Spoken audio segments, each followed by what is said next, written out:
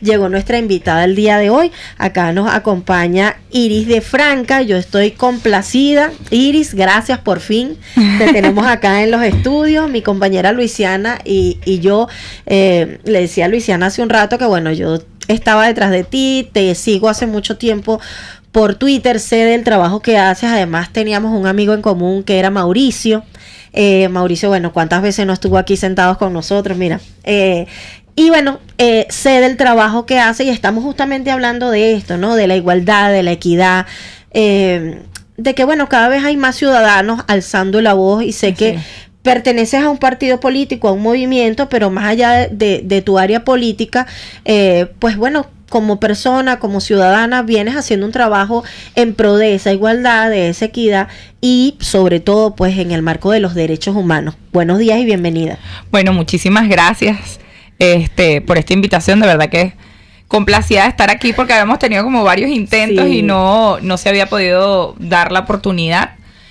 La verdad es que sí, bueno, yo soy, aparte de ser la coordinadora nacional de igualdad y equidad del movimiento Cambiemos Movimiento Ciudadano, que es un partido político de oposición, de centro, pues, y que tiene representación dentro de la Asamblea Nacional, porque, digamos, mi partido tiene una particularidad que se enmarca en los temas legislativos, porque a nosotros nos mueve lo que es la reivindicación de los derechos. Entonces, ¿dónde haces esos cambios? Pues en el sistema legislativo, en el poder legislativo, y por eso nos enfocamos en trabajar desde el Parlamento.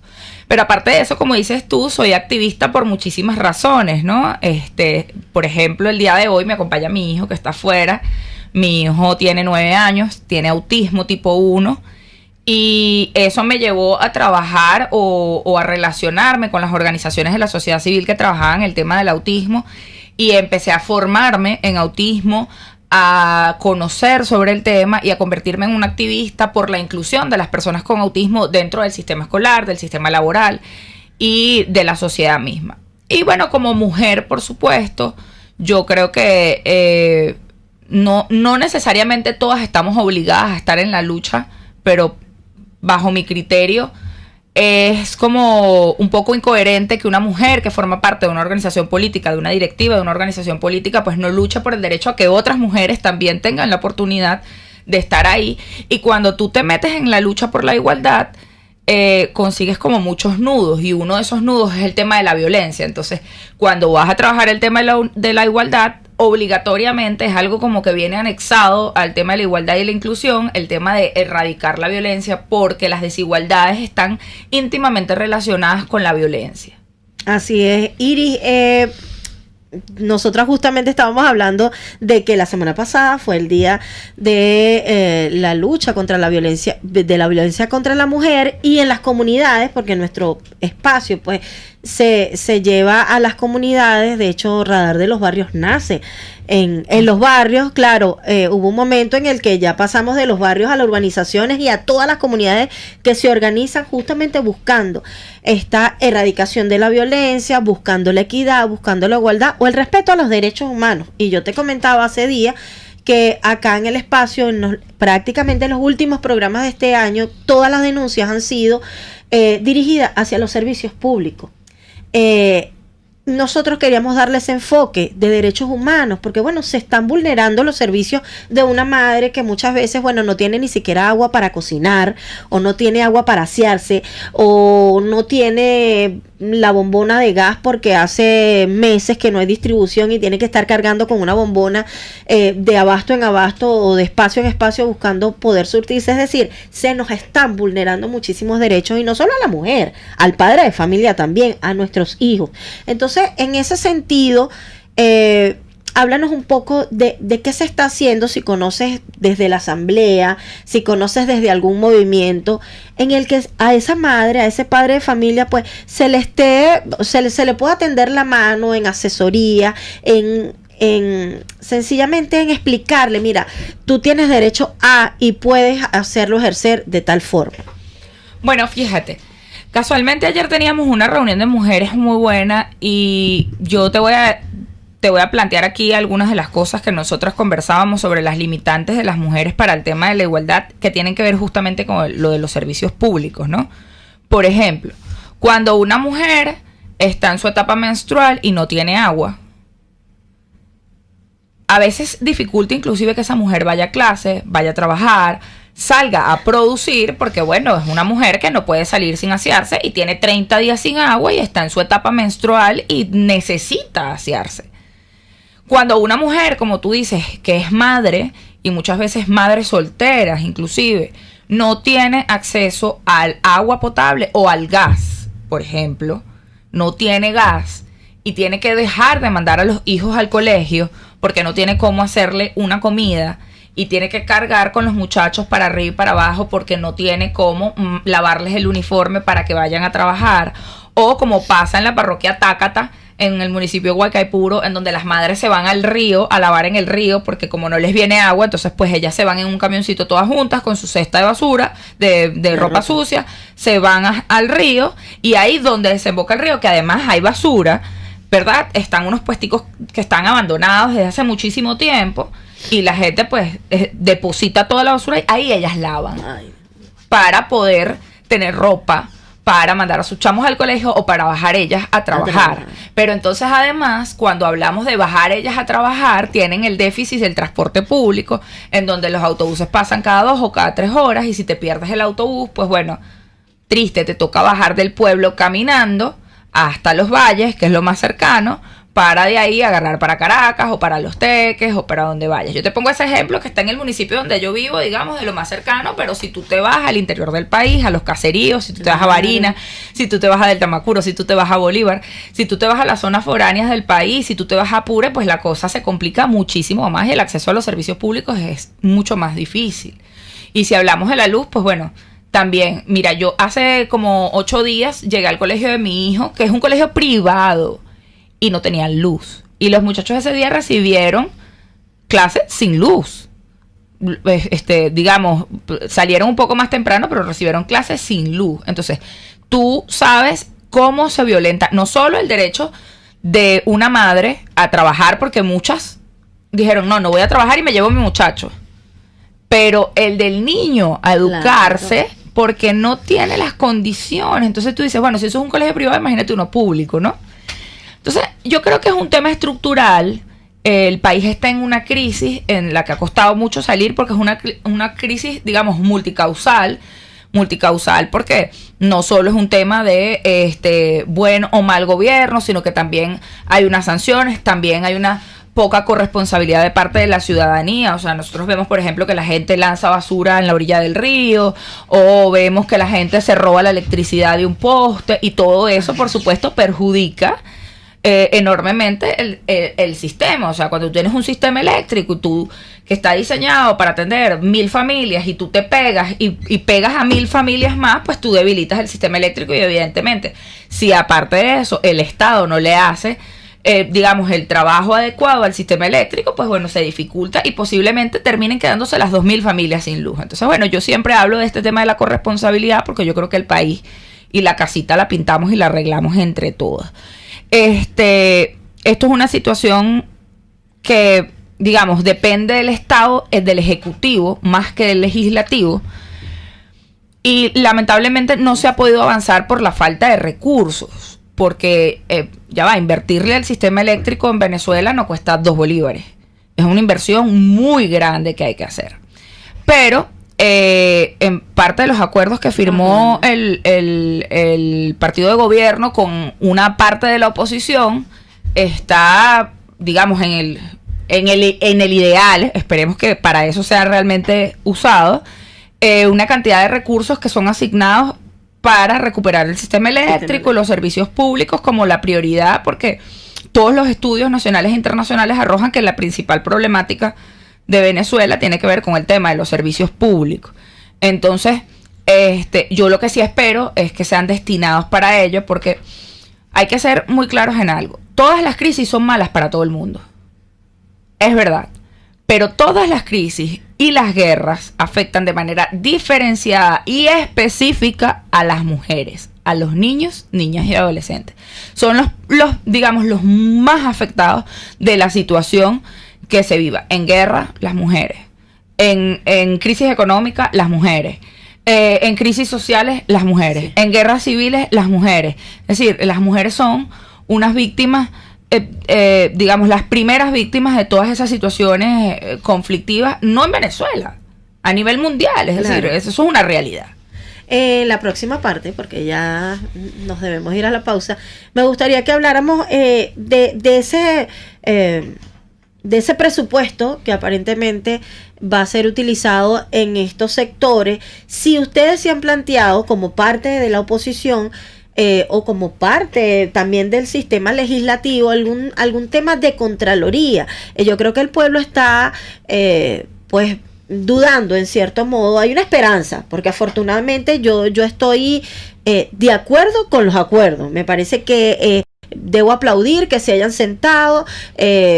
Debemos promover que todos los sectores de oposición también se sienten, porque esto debe de una u otra forma beneficiar al pueblo, a estos sectores que estamos afectados, los sectores populares, las mujeres, los niños, los adolescentes. Entonces, si se han planteado de una u otra forma buscar algún tema de Contraloría para que eso realmente se lleve a cabo como debe ser. Vamos entonces a nuestra primera pausa comercial y en breves momentos regresamos con más del Radar de los Barrios. Pasamos al Radar de los Barrios, hoy miércoles en alianza con nuestros hermanos de Caracas Ciudad Plural.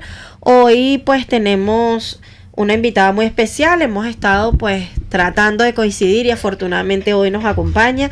Ella es Iris de Franca. Iris es abogada, es defensora de los derechos humanos, dirigente nacional del movimiento Cambiemos, y bueno, siempre en la búsqueda de la igualdad, de la equidad, de la defensa de estos sectores más vulnerables. Hablábamos justamente de las mujeres, los niños, niñas, adolescentes, que de una u otra forma siempre son los más afectados. Y dejábamos una pregunta al aire, y es el tema de si se han planteado alguna opción, alguna Contraloría para estos recursos que afortunadamente han sido aprobados. Entiendo que van a ser manejados por la ONU.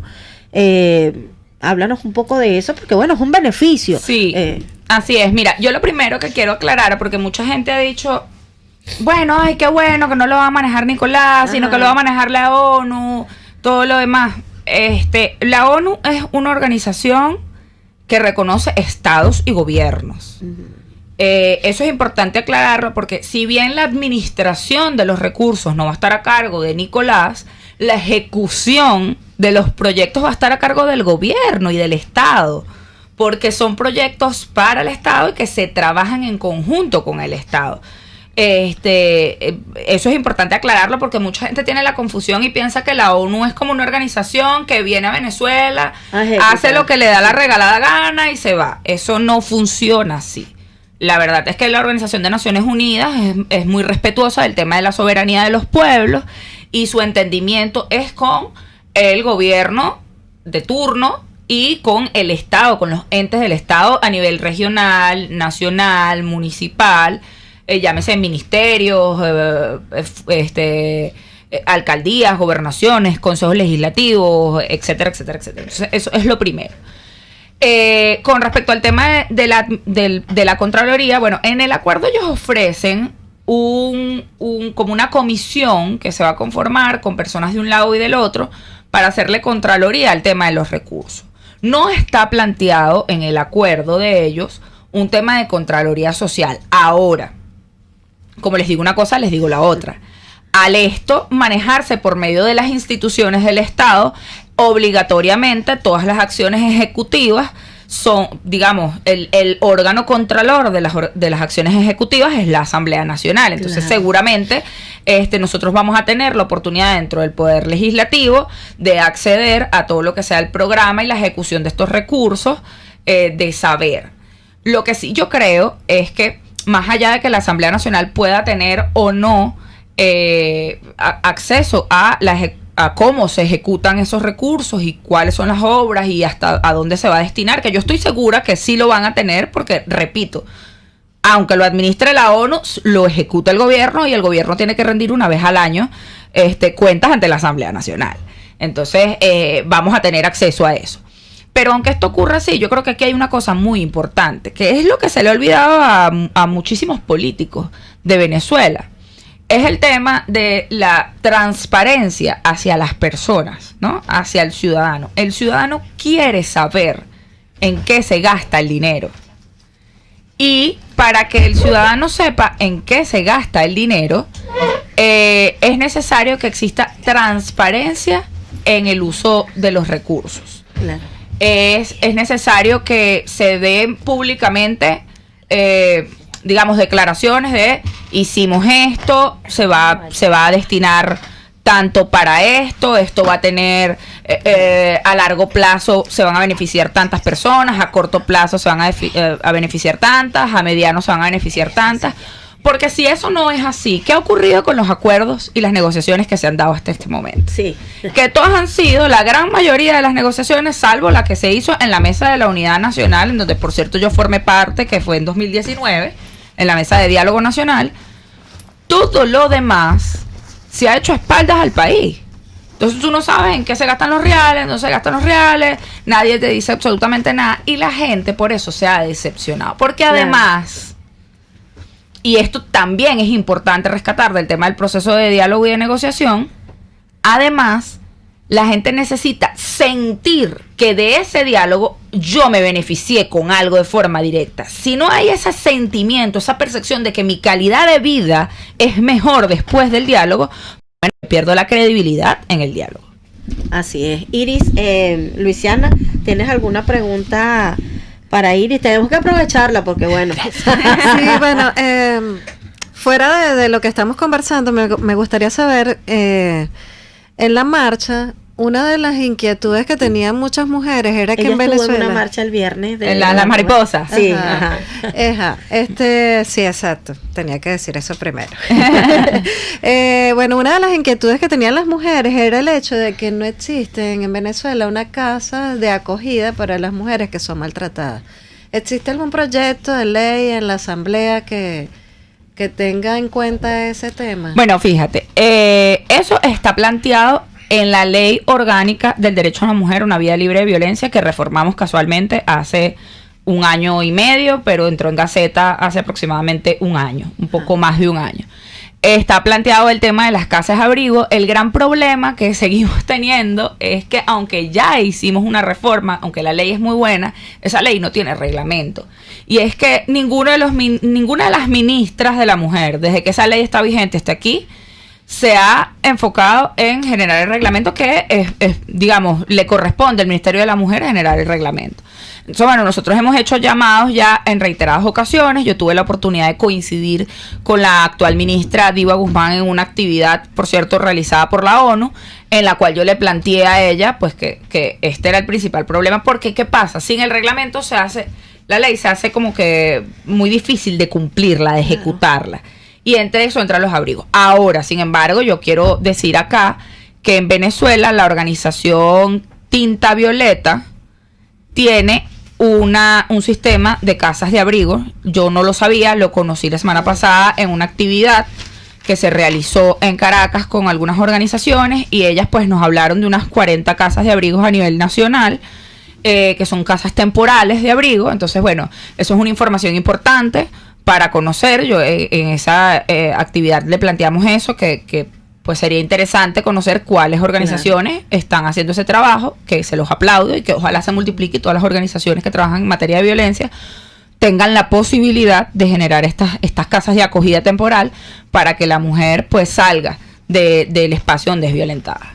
En este caso, estos espacios de abrigo, pero también yo siento que hacen falta instituciones. Por ejemplo, dentro de un rato vamos a hacer contacto con la madre de un chico que está pasando por una situación en su escuela, y muchas veces se ven sin instituciones cercanas donde acudir. Están las defensorías del niño, niña y adolescente. Sin embargo,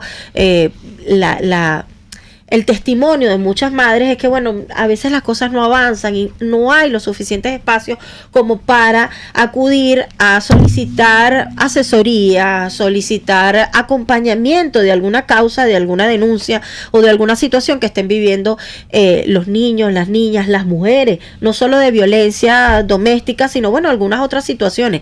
Por ejemplo, en las comunidades, la condición o el acondicionamiento para poderte vender una bolsa de comida. esa es una forma de violencia. Y no hay institución que te reciba esa denuncia, porque bueno, es el Estado el que de una u otra forma, el vocero del Consejo Comunal o del CLAP pertenece a estas instituciones del Estado, y sencillamente pues la mujer tiene temor. ¿Se han planteado algunos centros, o existen ustedes en su movimiento, tienen algún proyecto de acompañamiento a esas madres, a ese tipo de denuncias de las que te hablo? Mira, nosotros estamos en total conocimiento de la precariedad en la que nos encontramos en el Estado venezolano con respecto al acceso a eso, a acompañamiento, asesoría jurídica, organismos como la Defensoría del Pueblo que deberían pues funcionar para eso, funcionan medianamente, o funcionan porque, bueno, yo tengo un contacto ahí, entonces lo llamo, mira, es que acompáñame a Perencejas, a Sutanes. Es decir, no tiene un funcionamiento debido. Pero hemos aprendido, y es algo que hacemos desde Cambiemos Movimiento Ciudadano, ya yo por lo menos desde mi coordinación tengo 1 año y medio haciéndolo y me ha funcionado muy bien, a aprovechar el tema de la articulación. Es decir, como nosotros trabajamos mucho con organizaciones de la sociedad civil y también con algunos entes del Estado, lo que hacemos es que nos llegan las denuncias a nosotros. Yo he recibido mujeres violentadas, al menos 10 este año. Una, por cierto, víctima de violación. Que han llegado a mí como dirigente político y me dicen, mira, necesito hablar contigo, me escriben por las redes sociales, estoy en esta situación, me puedes ayudar. Yo enseguida, mi teléfono es público, además yo lo tengo en mis redes sociales público, eso me lo enseñó Mauricio Gutiérrez. Mauricio siempre decía, las personas que trabajamos para la gente y por la gente, nunca debemos ocultar nuestro número telefónico. Nuestro número telefónico tiene que ser público, porque cuando la gente nos necesita, tiene que conseguirnos. Claro. Y mis redes sociales, yo después de que murió Mauricio, digamos, esa lección me quedó, y enseguida puse en las redes sociales el acceso a mi número telefónico. Allá hay un link, tú le das y enseguida te remite a mi WhatsApp. Y me llegan las denuncias. Yo lo que hago es que yo tengo un abanico de organizaciones de la sociedad civil, y según lo que me llega, pues yo lo voy, digamos, orientando. Me llega un caso de autismo, Organización Venezolana de Autismo. Me llega un caso de violencia, tengo 3, 4 organizaciones con las que trabajo, Voces Vitales. Me llega un caso de la comunidad LGTBI, pues llamo a mis aliados de la comunidad LGTBI y los vamos canalizando. Debo decir y reconocer aquí que yo he tenido un enlace, un match muy positivo con la Defensoría del Pueblo, con el Defensor Nacional, no lo voy a negar. Yo he tenido casos en donde yo llamo a la Defensora Nacional Trinidad y le digo, mira, Trinidad, está pasando esto con una mujer, ¿me puedes ayudar? ¿La puedes acompañar? Y hasta el día de hoy, de verdad que he podido contar con la Defensoría del Pueblo, y tengo que agradecerlo, porque sería una mezquindad de mi parte decir que no he tenido acceso a ellos. No lo he tenido. A veces no me ayudan esa semana, me ayudan la siguiente. Si el caso no es tan grave o es del interior, me dicen, mira, llámate a Perencejo, llámate a Sutanejo. Entonces yo veo si hay respuesta. Pero hay una respuesta, los tengo en mi teléfono, les escribo, y de verdad todo lo que es defensores especiales, o sea, la Defensoría de la Mujer, la de discapacidad, la de la comunidad LGTBI, Yauri Mejía, o sea, Trinidad, Yauri, la de derechos humanos, esas 4 defensoras, de verdad que yo debo reconocer que están a un WhatsApp de distancia, y cuando los casos me llegan, yo los remito a ellas cuando sé que es necesario la actuación de la Defensoría. Hay casos menos graves, siempre te llegan casos en donde tú puedes ayudar, asesorar, inclusive, donde le puedes decir, mira, no hagas esto, manéjalo así, que ni siquiera tienes que remitir, y que una conversación basta para que las personas pues canalicen lo que les está ocurriendo. Así es. Bueno, debemos ir a una pausa, nos queda poco tiempo. Sí, vamos entonces a nuestra segunda pausa comercial, y en breves momentos regresamos con más del Radar de los Barrios. Regresamos al Radar de los Barrios. Estamos acá conversando en nuestro espacio con Iris de Franca. Es abogado, es defensora de los derechos humanos. También hemos estado hablando de los derechos humanos vulnerados en las comunidades, en sectores pues más afectados como madres, niños, niñas, adolescentes. Y yo quería aprovechar hoy, Iris, que estás acá acompañándonos, de hacer contacto con unos padres que ya hace algún par de semanas me llegó este caso. Íbamos a tenerlos la semana pasada acá, pero yo por motivos de salud no pude salir al aire. Sin embargo, hoy tenemos un contacto telefónico con ellos. Tenemos en línea a de Yorelis Márquez. Muy buenos días, de Yorelis, gracias por atender nuestra llamada y bienvenida al Radar de los Barrios. Nos acompaña, como te dije, pues la doctora Iris de Franca, mi compañera Luisiana Caicedo, aquí nos acompaña también Joana y Santiago, que están con nosotros en el estudio. Y bueno, queremos escuchar un poco tu caso, cómo va. Por supuesto, sé que han estado asistiendo al Ministerio Público, pero no he tenido pues orientación, no sé cómo va el caso, si han obtenido respuesta. Te escuchamos. Sí, no, gracias a ti por pues esto sería una conexión muy grande pues con la gente, porque sí, efectivamente tengo el problema con mi hijo que tiene autismo, tiene 6 años, perdón, y sí, efectivamente estamos en Ministerio Público, Defensoría del Pueblo, 6CPC también. Pues hasta ayer estuvimos con la Fiscalía, porque tenemos la denuncia por desacato a la autoridad. Le explico, mi hijo tiene una protección, el cual tuvimos que sacar porque obviamente el director no me quiere aceptar al niño con su tutora que en su momento él la solicitó. Ahora resulta que él no quiere tener al niño y me indica que si el niño no se adapta al colegio sin la tutora, él me retira al niño de la institución, cosa que no puede realizar, porque obviamente tiene sus derechos y voy a pelear y seguiré peleando por sus derechos. El hecho de que mi hijo tenga autismo no quiere decir que es un niño enfermo, solamente que bueno, es una condición que tiene para el resto de su vida y que hoy en día necesitamos que esos niños también estén amparados, porque muy bonito ellos que a veces los maestros, no voy a generalizar porque quizás habrán unos que sí, otros que no, que tengan vocación, pero son los primeros que están peleando en el Ministerio de Educación por sus derechos, porque ganan poco. ¿Y dónde está la empatía? ¿Dónde está la educación, la vocación a esos niños que son indefensos, pues? Entonces, oye, hoy en día vivimos un mundo de discriminación totalmente, pues. Entonces, hoy estamos saliendo al aire con ustedes y es buenísimo porque hay muchas madres que se quedan calladas con esta situación. Hay muchas madres que se dejan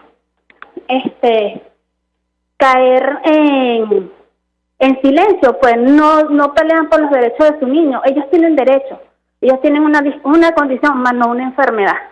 Y qué bueno que este medio nos ayuden. Todo esto está por redes sociales, Facebook, Twitter, Instagram, Ministerio de Educación, Tarek William Sá, y eso es una puerta para que hoy en día aprendan y se valoren los derechos del niño, así tengan la condición que tengan, pero ellos también tienen derecho a la educación, a unos maestros responsables, a unos maestros comprometidos en que pueden ayudar a estos niños. Hoy en día me pasa esto con el director, que es totalmente fuera de empático, fuera de vocación. Él indica que somos nosotros, que somos los que estamos poniendo mal a él, pero él también nos hizo una denuncia por difamación. El fiscal le indica que no puede hacer ninguna, o sea, no es que no pueda, sino que ¿qué va a hacer una denuncia? Si ya tiene 3 denuncias por fiscalía. Entonces, hoy en día me dicen que los niños no pueden tener un derecho a la educación en un colegio regular. Tienen que tenerlo, pelear por los derechos de los niños. Y es bueno que aquí me den la oportunidad, como te digo, de que esas madres vayan a la calle, hablen, digan lo que sus hijos se merecen, porque tengan una condición. No es posible que haya tanta discriminación hoy en día, de verdad. Pero muchísimas gracias, esto me ayuda a que las madres hablan y digan y expresan lo que necesitan para sus hijos. Muchísimas gracias, de Yorelis, te agradecemos que te mantengas en línea. Vamos a escuchar la opinión de Iris y no sé si Joana también quisiera compartir un poco lo que opinan de tu caso, del caso de tu hijo, y qué bueno que hayas atendido nuestra llamada y por supuesto aquí estamos a la orden para ti y para todas esas madres, padres que requieran en su momento elevar la voz. Adelante. Bueno, yo en principio quiero decirte que como madre pues admiro que con tenacidad defiendas los derechos de nuestros hijos, porque cuando tú defiendes los derechos de tu hijo, estás defendiendo los derechos de los hijos de otras madres también. Entonces, eso es lo primero que quiero decirte. Ciertamente nosotros tenemos un problema muy grave con el tema de la educación en Venezuela.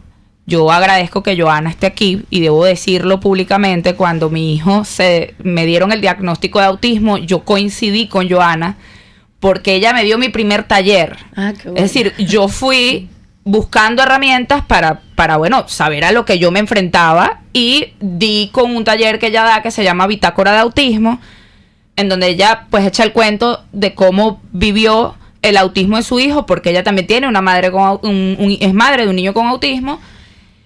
Y ahí, bueno, hicimos match y hemos estado trabajando juntas ya tenemos como 5 o 6 años trabajando en conjunto, y agradezco que esté aquí porque justamente ayer íbamos en el carro, yo iba manejando, iba hablando con ella, me iba soltando de lo que yo pasaba con Santiago en el colegio, de que cada maestro que te toca un año nuevo es una regla diferente. Total. Entonces tú tienes que empezar de cero, a luchar con el maestro, a pedirle reunión. Mira, es que mi chamo tiene autismo, yo no te pido que seas especial con él, pero por favor adaptaciones curriculares. Mira, el muchacho de repente lo que le gusta más lo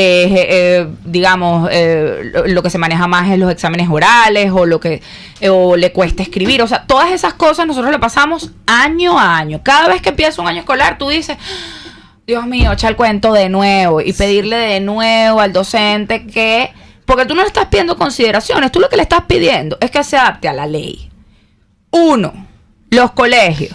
Si hay algo que reconocerle a Chávez, fue que Chávez logró que aquí todo el mundo tuviera acceso a la educación regular. O sea, se acabaron no, mira, aquí los niños que tienen cualquier condición, cualquier discapacidad, van para un colegio regular porque ellos no son anormales. Ellos son parte de la sociedad. Entonces los trataban como que si es que no, es que bueno, ellos los escondían inclusive. Sí. O sea, era como que bueno, la escuela especial quedaba lejísimos como para que tú no vieras que había una escuela en donde había personas con discapacidad, había personas con autismo, como para que nadie se enterara que eso existía. Y eso cambió. Y los planteles educativos, ya eso pasó hace casi 20 años. Y todavía nos encontramos con planteles educativos a mí me pasó la primera vez que yo fui inscribida a Santiago en un colegio en primer grado, y me dijeron, yo nada más acepto en este colegio niños normales. Y yo dije, bueno, y el mío es normal. El mío es normalito. Normalito. Entonces, por un lado los planteles, pero por el otro lado los docentes. Yo creo que los docentes pueden hacer la diferencia, porque si un docente está sensibilizado, claro, si un docente sabe lo que es una condición como autismo, el docente se preocupa por hacer adaptaciones curriculares en su colegio, en su salón, y puede servir inclusive, que yo se lo comentaba ayer a Joana, y qué bueno que esté aquí y ella pueda hablar. Yo le decía, oye, porque es que el colegio es una comunidad.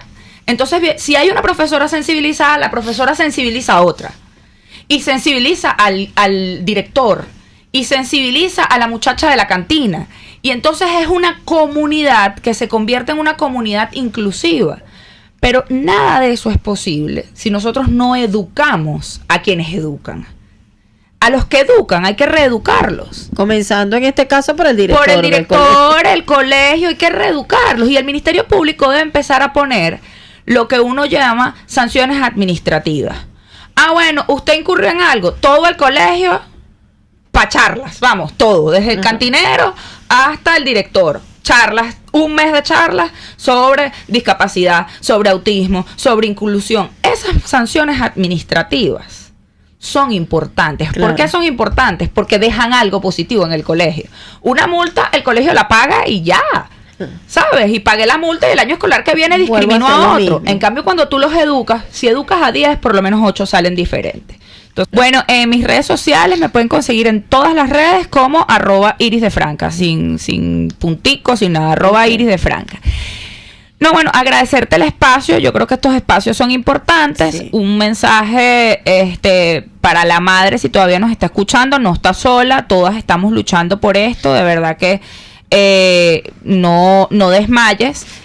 Y un mensaje para todos los docentes. Creo que es importante. Los docentes tienen la ardua tarea de construir la civilización del mañana. Si queremos un mundo más igualitario, más inclusivo y más justo pues los docentes son prioridad para nosotros y ustedes tienen que entender la tarea tan gigantesca que tienen hoy en sus manos en un mundo que está tan, digamos, tan dañado, pues volver a retomar los valores ciudadanos, la empatía, es una labor de ustedes. Los invito a que hagan ese ejercicio, no solo con el tema del autismo, con el tema de la violencia de género, con el tema de la inclusión de las personas de la sexodiversidad, con el tema de las personas racializadas. O sea, ustedes van a construir la generación del mañana.